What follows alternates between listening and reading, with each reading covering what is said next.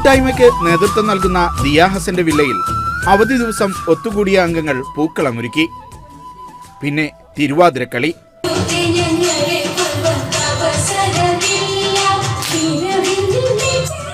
അംഗങ്ങൾ മാറ്റുരച്ച കളികളും അരങ്ങേറി.